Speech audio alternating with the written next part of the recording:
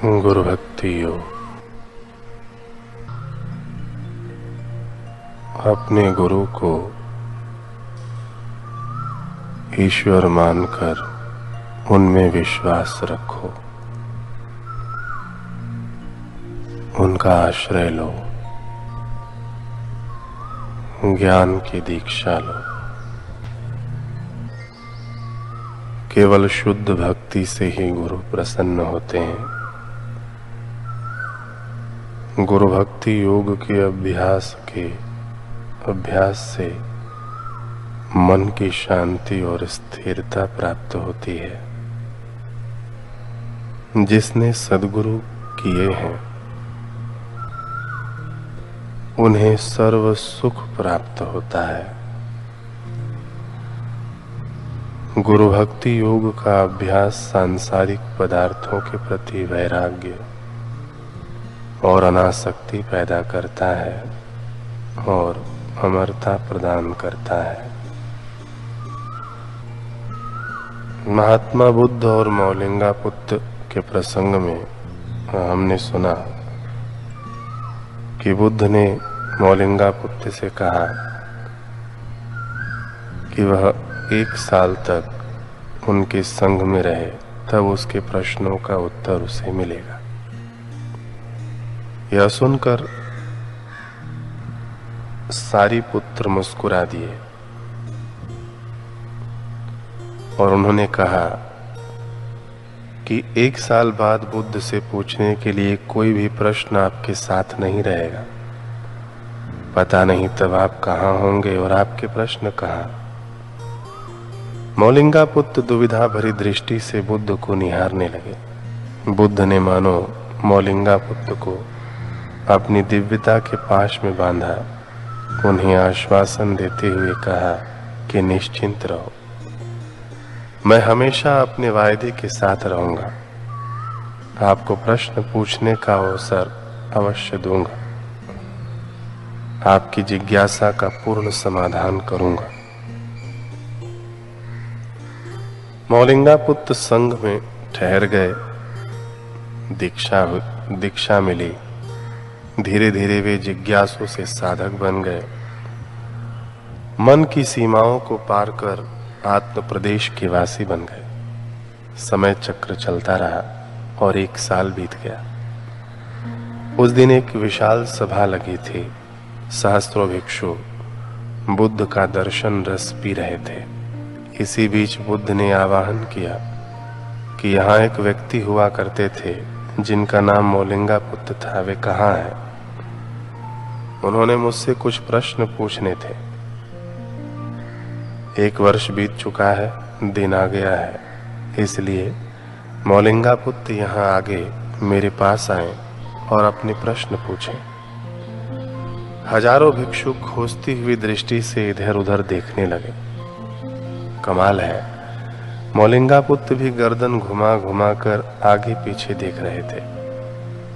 मौलिंगा पुत्र प्रश्न पूछने वाले मौलिंगा पुत्र को ढूंढ रहे थे। देखिए, यह साधकों की बड़ी अद्भुत सभा थी। वैसे तो मौलिंगा पुत्र शरीर से वहीं उपस्थित थे, पर सभी यह पता लगाने की कोशिश कर रहे थे कि उनमें से मौलिंगा पुत्र कौन है। स्वयं मौलिंगा पुत्र भी यह पता लगाने की कोशिश में थे कि वे कौन हैं, कहाँ हैं। शायद यह मौलिंगा पुत्र के अस्तित्व की खोज हो रही थी जो बुद्ध के सानिध्य में खो गया था। बुद्ध मुस्कुराए, मौलिंगा पुत्र की ओर इशारा करके उसे अपने पास बुलाया और कहा, तुम चारों ओर क्यों देख रहे हो?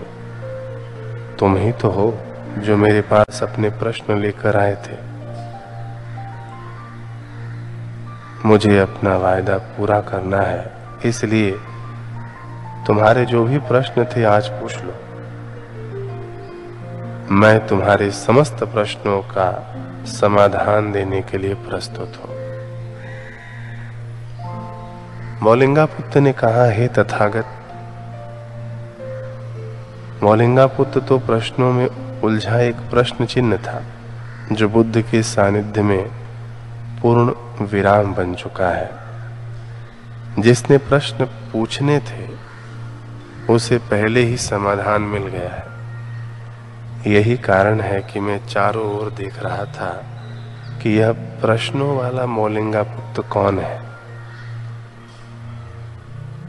मैंने भी उसका नाम तो सुना है, लेकिन बड़े लंबे अरसे से वह कहीं गायब है, दिखाई नहीं दे रहा। बुद्ध नेत्र मुंद कर अंतर्लीन हो गए। सारी पुत्र अब की बार रहस्य उद्घाटित करती हंसी हंसे, मानो मौन स्वर में कह रहे हो कि मैंने कहा था ना। यह छोटी सी ऐतिहासिक घटना बहुत ही मार्मिक सूत्र संजोए हुए है। उस एक वर्ष में ऐसा क्या घटित हो गया कि मौलिंगा पुत्र अपने प्रश्नों के साथ साथ अपना अस्तित्व भी भूल गए। उत्तर है प्रलय। तो कैसी प्रलय? वे अपने भीतर ऐसे लय हुए कि बाहर प्रलय आ गए। उन्होंने अपने बाहरी नेत्र बंद किए, भीतरी नेत्र से आत्म प्रकाश का अवलोकन किया। उनका बाहर खो गया, वे भीतर के हो गए। हमें भी विचार करना है, हम कब तक बाहर बाहर रहेंगे? कब तक केवल शब्दों और स्वरों में पिरोए हुए अक्षरों की दुनिया में अपने उत्तर खोजेंगे? सोचिए, क्या मात्र शब्द जाल में आपके प्रश्न, संशय, दुविधाएं, विपदाएं बुनकर ही हम उनकी निवारण पा सकते हैं? इतिहास में गुरुओं के पास हम जब भी ढेरों प्रश्न और संशय लेकर गए, अक्सर एक मार्गदर्शन उनके मुखारविंद से मिला कि भीतर से जुड़ो, अंदर जाओ। आशीर्वाद भीतर से जुड़ने पर मिल जाएगा।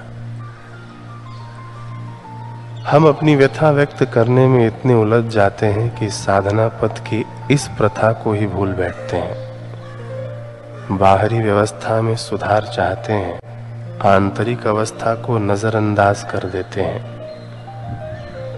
हम बिसर जाते हैं कि जिह्वा के शब्दों और बुद्धि के प्रश्नों का सांसारिक बातों में प्रचलन होता है।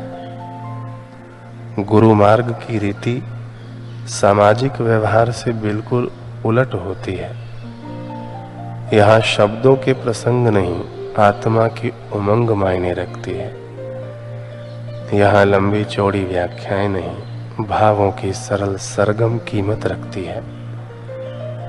यहाँ शब्द जाल नहीं, अपितु भाव ताल का महत्व है। यहाँ बोला हुआ कथन नहीं, बल्कि अंतर मन का एक कमल अधिक सुगंधी फैलाता है। यह तो अंतर जगत का पथ है, जहां आंतरिक बोली चलती है, जिसके नियम भाषा व्याकरण से बिल्कुल अलग है। इस जगत में अश्रुओं के दीप जलते हैं, भावों की रंगोली सजती है, विरह की सरगम गूंजती है और आहों के सुर जीवन को संगीतमय बना देते हैं। ठीक है, इस साधना पथ पर सत्संग विचारों का अपना विराट महत्व है। साधना की पूर्णता है अपने साध्य से आंतरिक संबंध जोड़ लेने में, उनसे आंतरिक सत्संग सुनने में, आंतरिक संचार करने में, तर्कों के शोर से निकलकर अनहद नाद सुनने में, वाचालता छोड़कर आंतरिक गहराइयों में लीन होने में। तभी तो सद्गुरु के स्वर गूंजते हैं, गूंजते हुए हमें सुनाई पड़ते हैं कि मत हो उदास, न हो निराश, था, हूं और रहूंगा चिरकाल तेरे साथ। खुली आंखों से नहीं दिखता तो आंखें बंद करके देख, मुझे जरा अपने ही भीतर उतर कर देख। देख जरा ध्यान से पहले से ज्यादा करीब हैं अब हम। न दूरी न शरीर की सीमाओं में अब बंधे हैं हम। तेरे हृदय का मैं स्पंदन हूँ, तेरे भावों का मैं दर्पण हूँ, तेरी श्वास में रचा हूँ, कहीं और नहीं, तेरे विश्वास में बसा हूँ। किवाड़ से नजरें हटा अंतर द्वार में झांक, बाहरी माया को छोड़ भीतरी दीदार मांग। जो मिल लिए भीतर तो बाहरी सीमाएं सब हट जाएंगी। फिर बता क्या कभी ये दूरी हमारे बीच आ पाएगी। सुन भीतर बिना कर्णों के, ढूंढ भीतर बिना नजरों के, बोल भीतर बिना अधरों के, कर प्रार्थना बिना शब्दों के। भीतर से जुड़ तो सही, तुझसे ज्यादा मैं तेरी राह तकता हूँ। तुझे छोड़ा अकेला न कभी, तेरे संग सदा मैं चलता हूँ।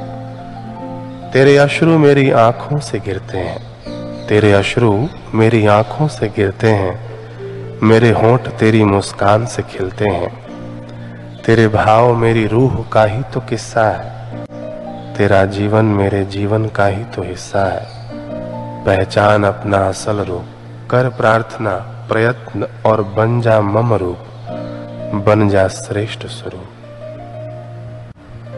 बन जा श्रेष्ठ स्वरूप।